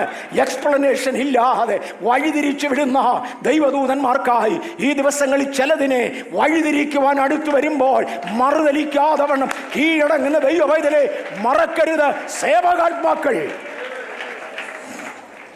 അത് സ്വർഗത്തിലെ ദൂതന്മാർ തന്നെയൊന്നുമല്ല സേവകാത്മാക്കൾ, ഞങ്ങളും അതൊക്കെ തന്നെയാണ്. പരിശുദ്ധാത്മാവിനോട് അഭിഷക്തരായി ദൈവവചനം പഠിപ്പിക്കുവാനും പറയുവാനും നേതൃത്വം കൊടുക്കുവാനും സ്വർഗം ഞങ്ങളെ പാകിയെങ്കിൽ, നട്ടെങ്കിൽ, ഫലം കൊണ്ടത് തെളിയിച്ചു കഴിയുമ്പോൾ ദൈവം ആ ജോലി ചിലതൊക്കെ ഞങ്ങളെ ഏൽപ്പിച്ചു. അതുകൊണ്ടാണ് ഞാൻ ആദ്യം ക്ഷമ പറഞ്ഞത്. ആർക്കും എന്നോട് പ്രയാസം തോന്നരുത്. കാര്യം ആരെയും ഉപദ്രവിക്കാൻ വേണ്ടിയല്ല, ഒന്ന് തികച്ചെടുക്കാൻ കഴിയുമോ എന്ന് നോക്കാനാ. ലോത്തിനെ കൈപിടിച്ച് നടത്തി. എനിക്ക് തോന്നി ആ ഭാഗത്തേക്ക് പോകുന്നതിന് മുമ്പേ ചില മിനിറ്റുകളിലൂടെ ഞാൻ ഹാഗാറിനെ ഒന്ന് തൊടട്ടെ. ഞാൻ ഇന്നത്തെ സ്റ്റഡിക്കത് എടുത്തിട്ടില്ല, പക്ഷെ പണ്ട് വെച്ചിട്ടുണ്ടായിരുന്നു. ഒരു കുറേ നാൾ കഴിഞ്ഞു സാറ തിരിച്ച് അബ്രഹാമിൻ്റെ വീട്ടിൽ അന്ന് തന്നെ പോയി. അവിടെ ചെന്ന് അടങ്ങി ഒതുങ്ങിക്കഴിഞ്ഞ് എനിക്കൊന്ന് ചവിട്ടും തൂപ്പും തൊഴി എല്ലാം കിട്ടിക്കാണ്. എവിടെയാടി പോയത്, അറിയാതെ ഇറങ്ങിപ്പോയത് എവിടെയാണെന്നൊക്കെ ചോദിച്ചു കാണും. ഇതെല്ലാം സഹിച്ചവൾ നിന്നു. അത് കഴിഞ്ഞ് കുഞ്ഞ് ജനിച്ചു. ആ കുഞ്ഞിനൊരു പ്രായമായപ്പോൾ ഒരു ദിവസം ദൈവം അബ്രഹാമിനോട് പറഞ്ഞു, അവനെ ഇറക്കി വിട്ടേക്ക്. അന്ന് ഒരു തുരുത്തി വെള്ളവും കുറേ അപ്പക്കെട്ടും എടുത്ത് ഹാഗാറിൻ്റെ തലയിലോട്ട് വെച്ച് കൊടുത്തേച്ച് പറഞ്ഞു, ഇറങ്ങി വീട്ടിൽ നിന്ന്. അവിടെ നിരാശയായി ചോദിക്കാൻ ആരുമില്ലാതെ അബ്രഹാമിൻ്റെ വീട്ടിൽ നിന്ന് കൊണ്ടിറങ്ങിയ ഒരു തുരുത്തിയിലെ വെള്ളം തീർന്നു. 20 ലിറ്ററാണ് ഒരു തുരുത്തി എന്ന് പറഞ്ഞാൽ. ഒരു തുരുത്തിയിലെ വെള്ളം തീർന്നു. എൻ്റെ 20 ലിറ്റർ വെള്ളം തീർന്നു. എൻ്റെ കുഞ്ഞ് മരിക്കാൻ പോകുകയാണ്. എൻ്റെ അനുഭവം അത് തന്നെയാണ്. കുഞ്ഞിന് ദാഹിക്കുന്നെങ്കിൽ അമ്മയ്ക്കും ദാഹിക്കും. അവൻ്റെ മരണം എനിക്ക് കാണണ്ട എന്ന് പറഞ്ഞ് നിരാശയുടെ അടിത്തട്ടിൽ ഒരു മരത്തണലിൽ അവനെ കിടത്തിയേച്ച് മാറിയിരിക്കുമ്പോൾ അടുത്തുനിന്ന് ഒരു വിളിയേക്കാം, ഹാഗറേ. അപ്പം അത് മലയാളത്തിൽ വായിച്ചാൽ ശരിയാകത്തില്ല, ഇംഗ്ലീഷ് വായിക്കണം. വാട്ട് എയിലെത്തി ഹാഗർ. എയിലിംഗ് പെയിൻ എന്ന് കേട്ടിട്ടുണ്ടോ? അകത്തുനിന്ന് ഇങ്ങനെ വിങ്ങി പൊട്ടിക്കരയുന്നത്. സാധാരണ ഒരു കരച്ചിലല്ല. ഒരു കൊച്ചു കുഞ്ഞിനെ ഉറുമ്പ് കടിച്ചാലും കരയും. അത് വിങ്ങിപ്പൊട്ടിക്കരയല്ല. കണ്ണുരുട്ടി കാണിച്ചാലും കരയും. അത് വിങ്ങിപ്പൊട്ടിക്കരയല്ല. പക്ഷെ എൻ്റെ നിങ്ങളുടെയും അനുഭവത്തിൽ സഹായിപ്പാൻ മണ്ണിൽ ആരുമില്ലെന്ന് കാണുമ്പോൾ, മുന്നോട്ട് പോകാൻ നിവൃത്തിയില്ലെന്ന് കാണുമ്പോൾ വിങ്ങിപ്പൊട്ടിക്കരയുന്നൊരവസ്ഥയുണ്ട്.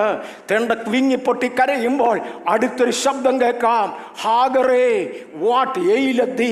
There is an ailing pain. നീ എന്തിനാ കരയുന്നത്? ചില വർഷങ്ങൾക്ക് മുന്നമേ ഈ കുഞ്ഞ് നിന്റെ വയറിനകത്തുണ്ടായിരുന്നപ്പോൾ മടങ്ങിപ്പാൻ പറഞ്ഞപ്പോൾ ഞാൻ കേട്ടത് അനുസരിച്ച ഹാഗറേ, നീ ഒന്ന് എഴുന്നേര്, നിന്റെ കണ്ണൊന്ന് തുറക്ക്. നിന്നെ കൊണ്ടിട്ടിരിക്കുന്നത് ഒരു നീരുറവിന്റെ അരികിലാ. അബ്രഹാമിന്റെ വീട്ടിൽ നിന്ന് കൊണ്ടിറങ്ങിയ തുരുത്തി കളയാത്തവളെ, വാ, തുരുത്തിക്കകത്ത് വെള്ളം ഞാൻ തരാം. അബ്രഹാമിന്റെ വീട്ടിൽ നിന്ന് കൊണ്ടിറങ്ങിയ തുരുത്തിയിലെ വെള്ളം പറ്റുമെങ്കിൽ പറ്റാത്ത വെള്ളമുള്ള ഒരു ഉറവിന്റെ അരികിലാ ഞാൻ നിന്നെ കൊണ്ടുവന്നത്. ഹല്ലേലൂയ. വഴി നടത്തുന്ന ദൂതന്മാർ, വഴി നടത്തുന്ന ദൂതന്മാർ, നീ എന്തിനു നിലവിളിക്കുന്നു? പോട്ടെ. ലോത്തിനെ കൈപിടിച്ച് നിർത്തിയ ദൂതന്മാർ. ഞാൻ ഈ നീരുറവ് തൊട്ടപ്പം സാധാരണ ആ മെസ്സേജിൻ്റെ കൂടെ ഞാൻ ഒന്നുകൂടെ തൊടാറുണ്ട്. പണ്ടൊരിക്കൽ നമ്മുടെ ശിംശോൻ ഒന്ന് കരഞ്ഞു, കർത്താവേ, അടിയൻ്റെ കൈ കൊണ്ട് ഈ മഹാത്ഭുതം ചെയ്തു. ഒരു കഴുതയുടെ പച്ച താടിയെല്ലുകൊണ്ട് കുന്നൊന്ന്, കുന്ന് 2 എന്ന് പറഞ്ഞ് ശത്രു സൈന്യത്തെ അടിച്ച് താഴെ വീഴ്ത്തുവാൻ എന്നെ ശക്തീകരിച്ചു. പക്ഷെ ഇപ്പം ഞാൻ വെള്ളമില്ലാതെ ദാഹിച്ച് ഫെലിസ്തയുടെ കയ്യിലോട്ട് വീഴാൻ പോവുക. ഒരു ദൂതൻ പെട്ടെന്ന് പ്രത്യക്ഷനായി. ഹാഗാറിൻ്റെ മുമ്പിൽ പോയ ദൂതനായിരിക്കാം. ഒരു ദൂതൻ പെട്ടെന്ന് പ്രത്യക്ഷനായി. എന്നിട്ട് പറഞ്ഞു, മോനെ, ഹാഗാർ ഇരുന്നത് ഒരു നീരുറവിൻ്റെ അരികിലാണ്. നീ ഇരിക്കുന്ന നീരുറവിൻ്റെ അരികിലല്ല, പക്ഷെ ഞാൻ നിനക്ക് വേണ്ടി ഒരു കുഴി ഉണ്ടാക്കാൻ പോവുക. ഒറ്റ ചവിട്ട്. ആ ദൂതൻ നിന്നിടത്ത് ലേഹിയിൽ ഒരു കുഴി പിളരുമാറാക്കി. ശിംശോനോട് പറഞ്ഞ്, ഇറങ്ങി കുടിയടാ, നിന്റെ ആവശ്യത്തിനുള്ള വെള്ളം ഈ മണ്ണിന്റെ അടിയിൽ കരുതി വെച്ചേച്ചാ നിന്നെ ഇറക്കി വിട്ടത്. ഇന്ന് പകൽ എന്നെ കേൾക്കുന്ന ദൈവ പൈതലേ, നമ്മുടെ ആവശ്യത്തിനുള്ളത് ഈ ബാംഗ്ലൂരിന്റെ പട്ടണത്തിൽ കരുതി വെച്ചേച്ചാ ഇങ്ങോട്ട് വിട്ടത്. അമിയ, ഷബാരിയ, അൽബജ, റബത്ത, സാന്ദയ, രസ്യാര. ചില നാളുകൾക്ക് മുൻപേ ഞാൻ ഇങ്ങനെ പറഞ്ഞു, 2025 കഷ്ടത്തിൻ്റെയും പ്രയാസത്തിൻ്റെയും ബുദ്ധിമുട്ടിൻ്റെയും നാളുകൾ വന്നു ചേരും. ഇന്നലെ എന്നെ ഒരാൾ വീണ്ടും അത് ഓർമ്മിപ്പിച്ചു.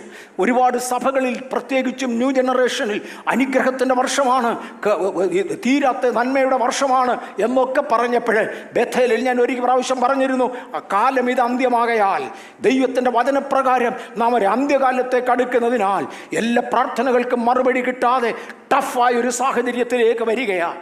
ഇന്നലെ ഒരാൾ എന്നോട് പറഞ്ഞു, പാസ്റ്ററെ, ആ സാഹചര്യത്തിലാണ് ബാംഗ്ലൂരിൽ ജോലി കിട്ടാൻ ബുദ്ധിമുട്ടായി. ഇവിടെ കഴിവുള്ള ഒരാളിന് ജോലി കിട്ടാൻ ഒരു പ്രയാസമില്ലായിരുന്നു. ജോലിക്കാരെ തേടി നടക്കുകയായിരുന്നു ഈ പട്ടണത്തിൽ, കഴിവുള്ളവരെ. കഴിവില്ലാത്തവരുടെ കാര്യമല്ല ഞാൻ പറഞ്ഞത്.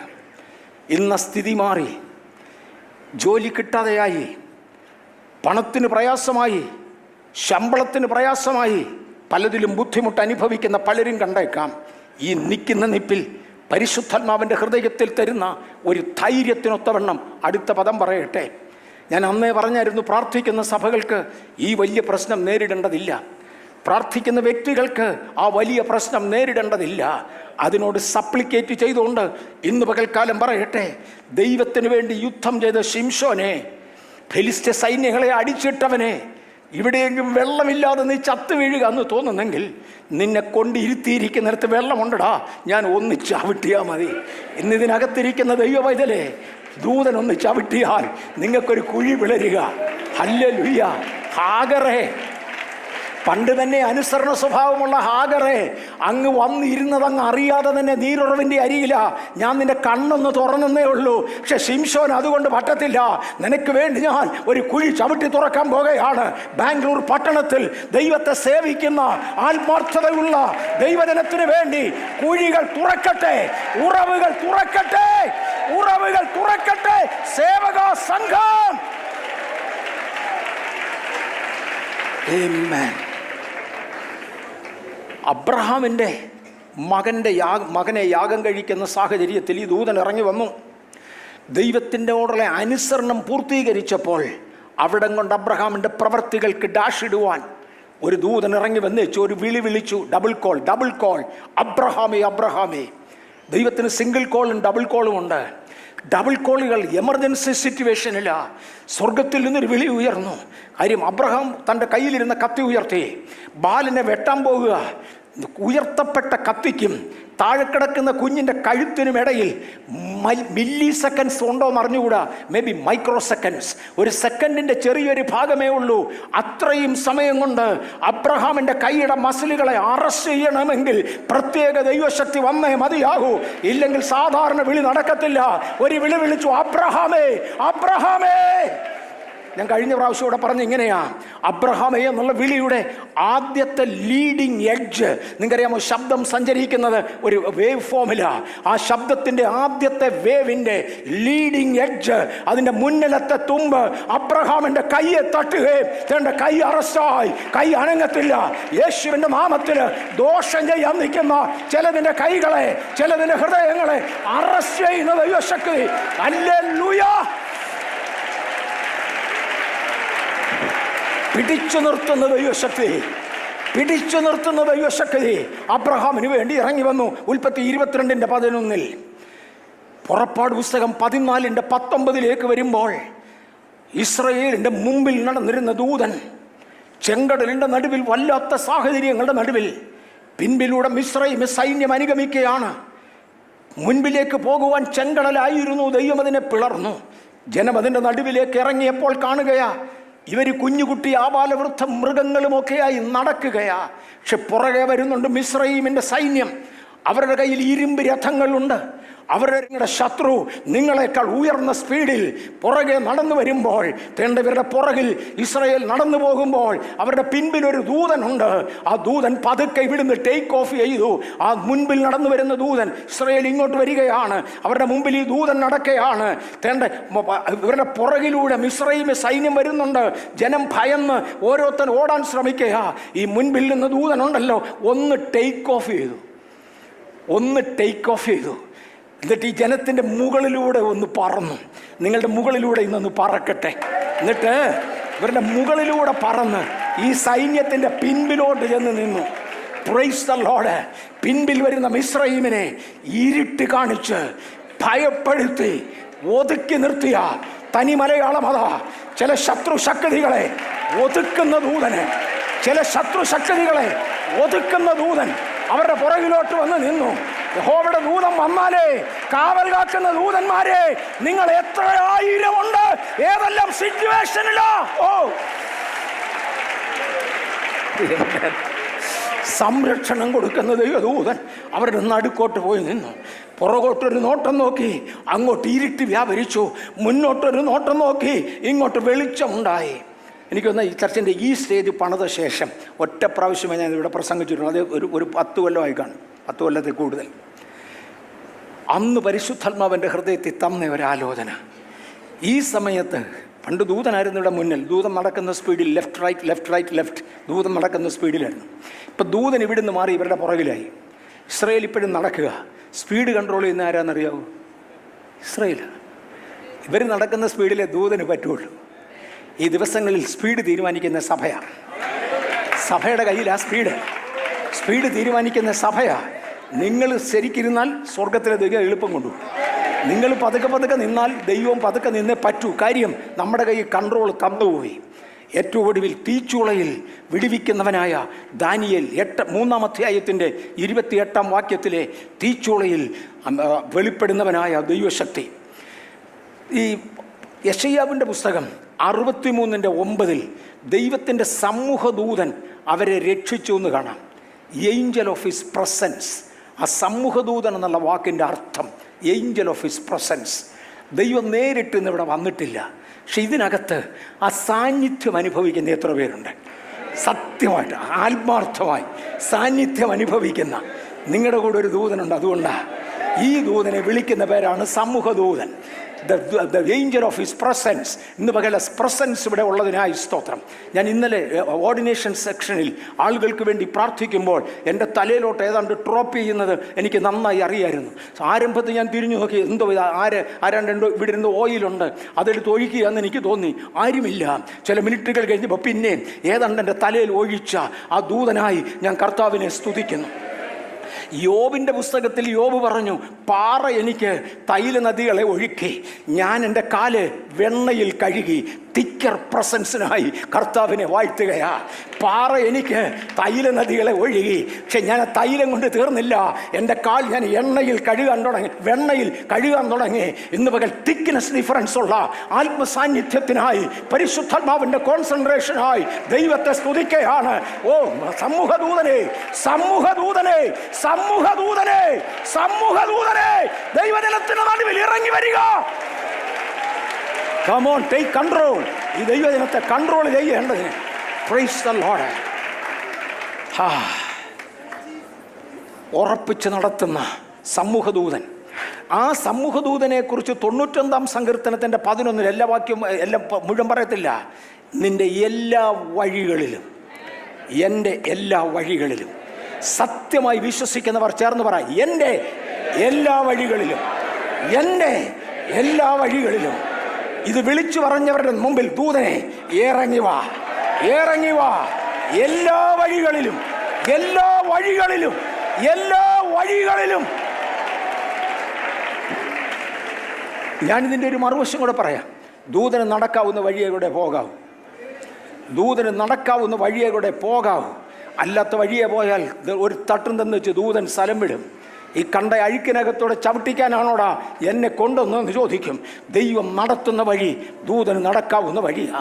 എൻ്റെ എല്ലാ വഴികളിലും എന്നെ കാക്കേണ്ടതിന്. ഒരു ദിവസം പത്രോസ് ജയിലിൻ്റെ അകത്ത് പോയി കിടന്ന ചരിത്രം നമ്മൾ ഈ ഉപവാസ പ്രാർത്ഥനയിലും കേട്ടു.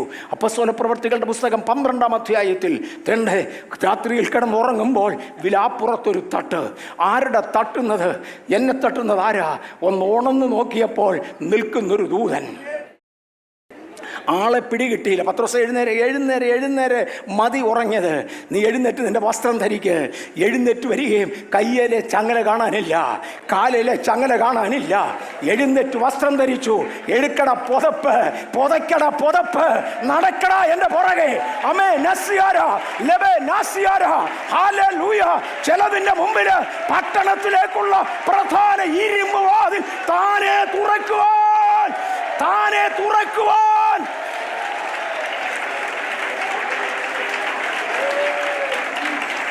കുറേ വർഷങ്ങൾക്ക് മുമ്പേ ആരായിരുന്നു, ഞാൻ കറക്റ്റ് പേര് ഓർക്കുന്നില്ല, ബാംഗ്ലൂരിൽ തന്നെ ഉള്ളൊരു ദേവദാസനാ. ഗംഗാനഗർ ചർച്ചിൽ വന്നപ്പോൾ അദ്ദേഹം ഇങ്ങനെ പറഞ്ഞു, കൈമേൽ നിന്ന് ചങ്ങല താനേ താഴെ വീണു. എന്നിട്ട് അദ്ദേഹം പറഞ്ഞു, നിങ്ങളുടെ ആരെങ്കിലും കയ്യെ ചങ്ങലുണ്ട്, ഒന്ന് കുലുക്കി നോക്കുന്നേ. കയ്യെ ചങ്ങലയില്ല. അത് ആരായിരുന്നു? എസ് ആർ മനോഹർ വന്ന് പ്രസംഗിച്ച ഒരു മെസ്സേജിൻ്റെ ഭാഗം ഞാൻ ഓർക്കുന്നു. കയ്യെന്ന് ചങ്ങല പോയെന്ന്, എഴുന്നേറ്റൊന്ന് കുലുക്കുന്നേ, ചങ്ങല ഇല്ലെന്ന് മനസ്സിലാകാൻ. ഇതെല്ലാം ദൂതൻ അഴിച്ചു കഴിഞ്ഞു. കഴിഞ്ഞ രാത്രി കണ്ട സ്വപ്നമുണ്ടല്ലോ, ഇന്ന് രാത്രിയിൽ ഉണ്ടാകാൻ പോകുന്ന വെളിപ്പാടുണ്ടല്ലോ, നാളെ കിട്ടാൻ പോകുന്ന വെളിപ്പാടുണ്ടല്ലോ. ആ വെളിപ്പാടിനകത്ത് കയ്യിലെ ചങ്ങല പോയി മോനെ, പോയി മോളെ, പോയി വാ എന്റെ പുറകെ വാ, ഞാൻ വാതിൽ തുറക്കുക.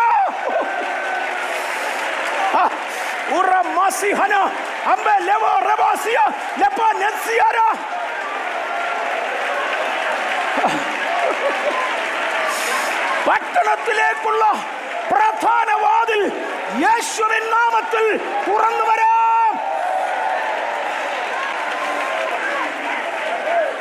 കാരാഗ്രഹങ്ങൾ പൂട്ടിയിട്ട പ്രധാന വാതിലുകളെ നസ്രായന്റെ നാമത്തിൽ തുറന്നുവാ.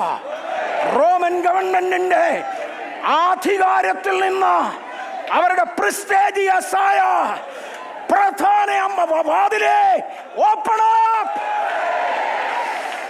പത്രോസ് പോട്ടെ, നിന്റെ പ്ലാൻ കഴിഞ്ഞു, പൊളിഞ്ഞു. നിന്റെ പ്ലാൻ പൊളിക്കാൻ സ്വർഗം തീരുമാനിച്ചു. വിട്ടത് ഒറ്റ ദൂതനെയാണ്.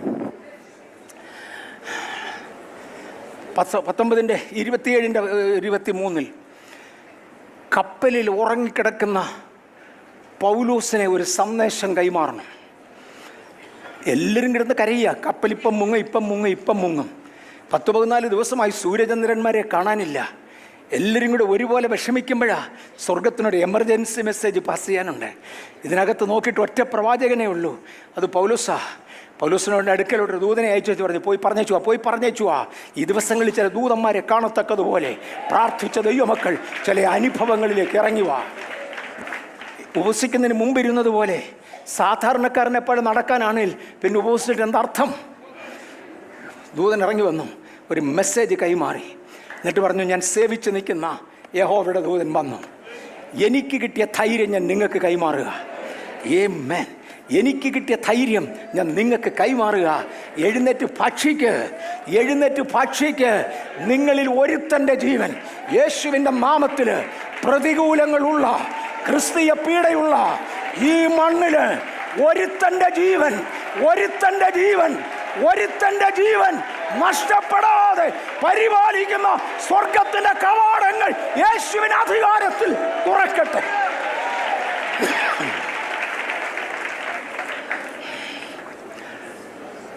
ഹഗ്ഗായി 2:23 സെരുബാബേലിനോട് പറഞ്ഞ, സെരുബാബേലേ, ഞാൻ ഇവരുടെ ഒക്കെ മുമ്പിൽ ഒരു ദൂതനെ അയച്ചു ചെയ്യുമ്പോഴേ നിന്റെ അടുക്കൽ ഞാൻ ദൂതനെ അയക്കുകയല്ല, നിന്നെ ഞാനൊരു മോതിരമാക്കി മാറ്റാൻ പോവാ.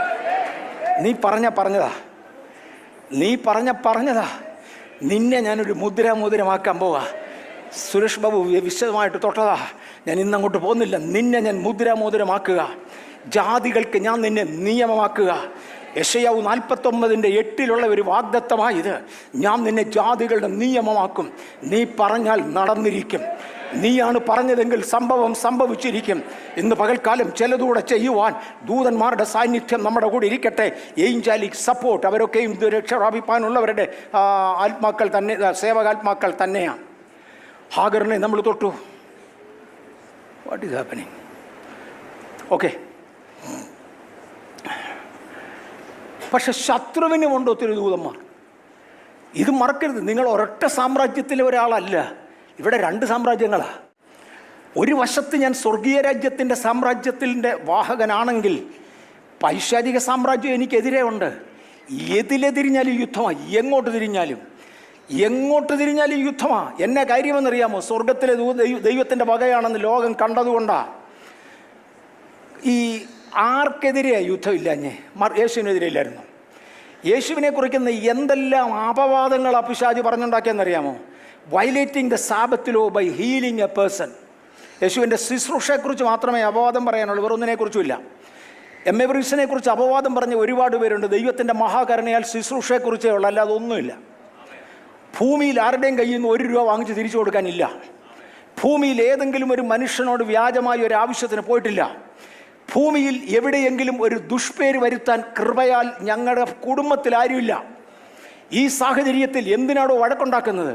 യേശുവിനോട് എന്തിനു വഴക്കുണ്ടാക്കി?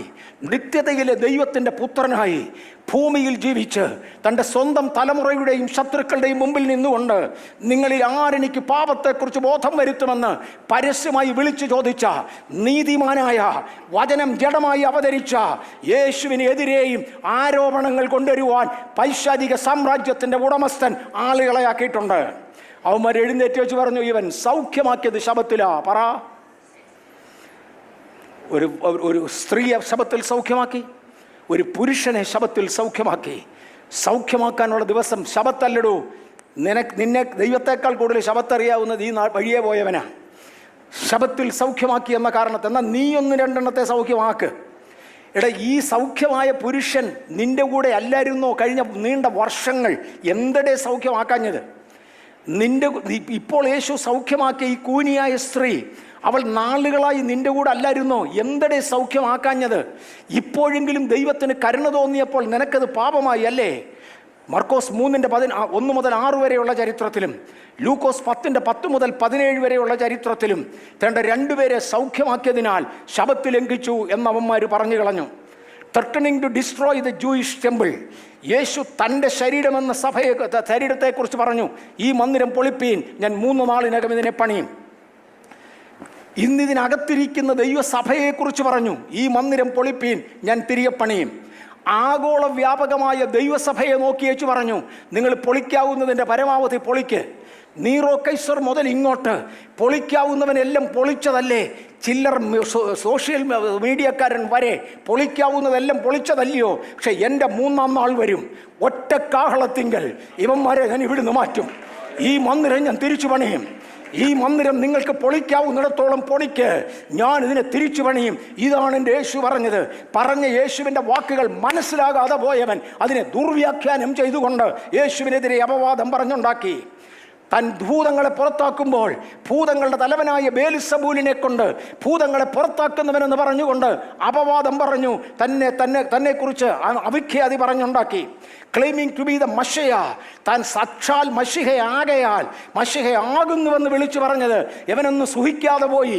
എന്തുകൊണ്ട്? Claiming to be the king of the Jews, സാക്ഷാൽ ലോകത്തിൻ്റെ രാജാവ്, യഹൂദന്മാരുടെ രാജാവെന്ന് ഇവന് മനസ്സിലാകത്തുള്ളൂ. ഇങ്ങനെ പറഞ്ഞുകൊണ്ട് വ്യത്യസ്ത അപവാദവാദങ്ങൾ പറഞ്ഞുകൊണ്ട് യേശുവിനെ അപവാദിച്ചുകൊണ്ട് ഒരു കൂട്ടമുണ്ടായിരുന്നു. ഈ ഭൂമി നമ്മൾ തന്നെയല്ല, നമ്മളും നമ്മുടെ കൂടെ ഏഞ്ചൽസ്, ദൈവത്തിൻ്റെ ദൂതന്മാരുമുണ്ട്. പക്ഷെ മറുവശത്ത് മറ്റൊന്നും ഉണ്ട്.